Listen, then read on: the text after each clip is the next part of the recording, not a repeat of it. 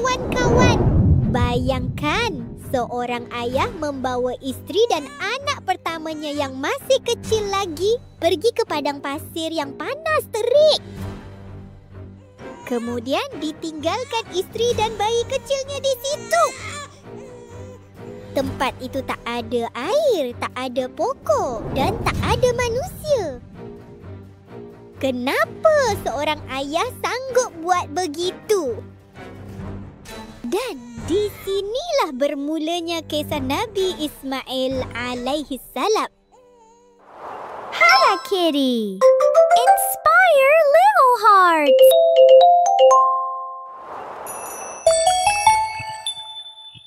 Kawan-kawan, jom tekan butang subscribe.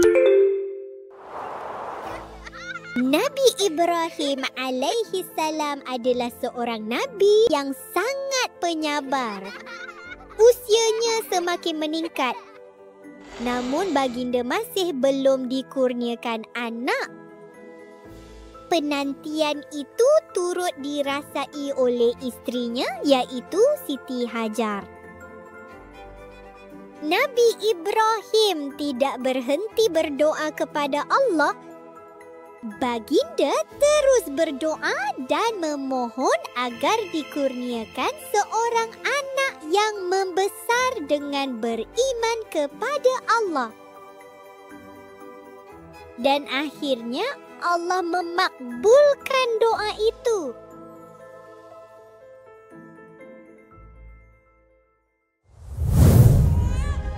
Allah mengurniakan Nabi Ibrahim seorang anak lelaki.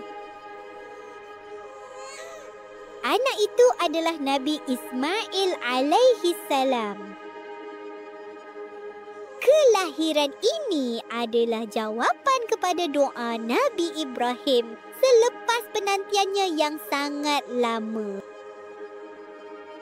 Nabi Ismail membesar sebagai anak yang lembut dan penyabar.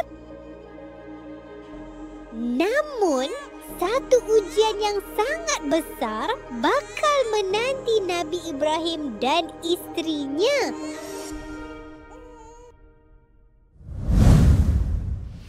Pada suatu hari, Allah ingin menguji Nabi Ibrahim dengan satu perintah yang sangat berat.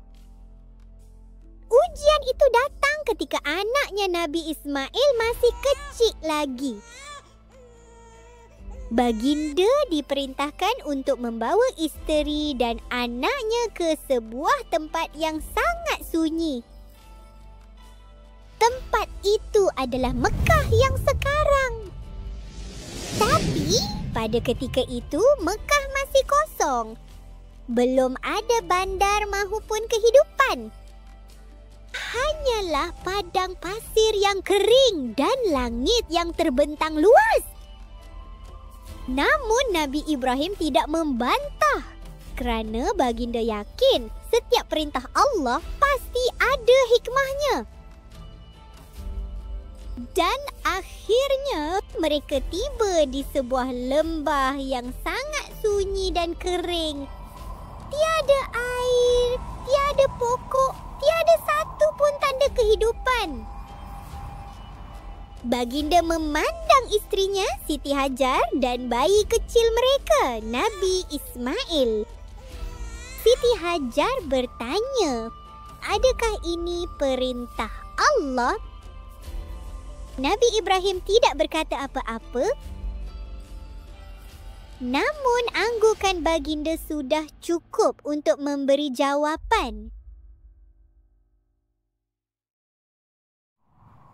Di lembah yang sunyi itu, Nabi Ibrahim meninggalkan mereka dengan bekalan yang amat sedikit. Langkah demi langkah, Nabi Ibrahim semakin menjauh daripada isteri dan anaknya. Walaupun hatinya berat meninggalkan mereka, baginda tetap melangkah dengan penuh ketaatan dan yakin Allah sentiasa ada untuk menjaga mereka.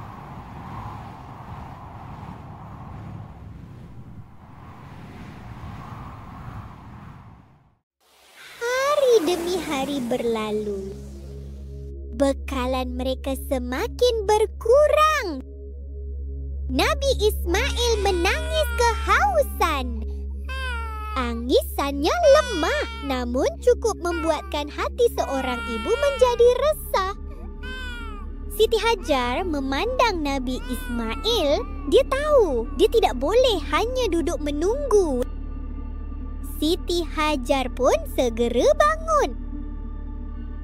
Di hadapannya terdapat sebuah bukit kecil yang dikenali sebagai Bukit Safa. Siti Hajar berjalan pantas menuju ke bukit itu dan mula mendakinya.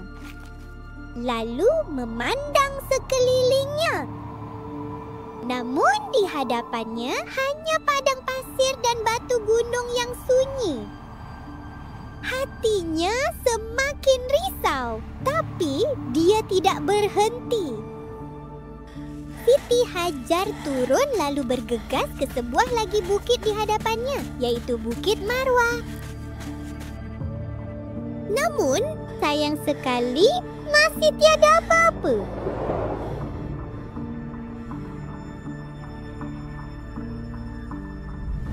Siti Hajar tidak berhenti berusaha.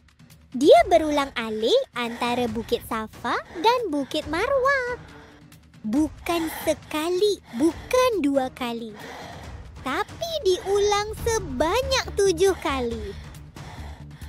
Akhirnya, Siti Hajar pun kembali kepada bayi kecilnya. Apabila dia menghampiri tempat bayi kecilnya ditinggalkan, dia melihat sesuatu yang tidak pernah dia sangka. Dia melihat air keluar dari pasir di sisi kaki Nabi Ismail. Ketika Siti Hajar pergi mencari pertolongan, Allah telah menghantar malaikat Jibril untuk membantunya. Atas perintah Allah, malaikat Jibril menghentakkan sayapnya ke bumi. Maka air pun keluar dari padang pasir yang kering itu. Ya Allah! Siti Hajar segera mendekatinya. Dengan pantas, dia mengumpulkan air itu supaya tidak mengalir pergi. Mulutnya tidak berhenti menyebut Zam, Zam, yang bermaksud berkumpullah, supaya air itu berkumpul setempat. Sejak itulah air itu dikenali sebagai air Zam-Zam. Kini, padang pasir yang sepi itu digantikan dengan bunyi aliran air yang tidak pernah berhenti. Air Zam-Zam itu menjadi tanda perlindungan Allah kepada Siti Hajar dan Nabi Ismail. Kawan-kawan, lepas ni nak tengok kisah Nabi siapa pula ya? Cuba tulis kat ruangan komen nanti, okey? Mekah yang dahulunya sunyi, kini sudah mula berubah. Dengan adanya air Zam-Zam, ramai orang mula berhenti dan berkumpul di situ. Perlahan-lahan, Mekah membentuk sebuah komuniti yang mula menetap di situ. Daripada seorang bayi kecil, Nabi Ismail membesar dengan sihat dan kuat di bawah penjagaan Allah bersama ibunya Siti Hajar. Begitulah cara Allah menjaga dan memuliakan Nabi Ismail alaihi salam. Namun kisah ini belum berakhir. Suatu hari nanti, ayahnya Nabi Ibrahim akan kembali.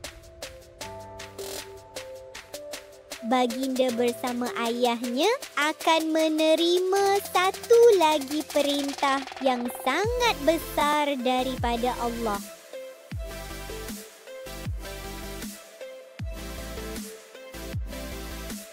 Kawan-kawan, jangan lupa share video Hadakidi pada kawan yang lain ya. Assalamualaikum.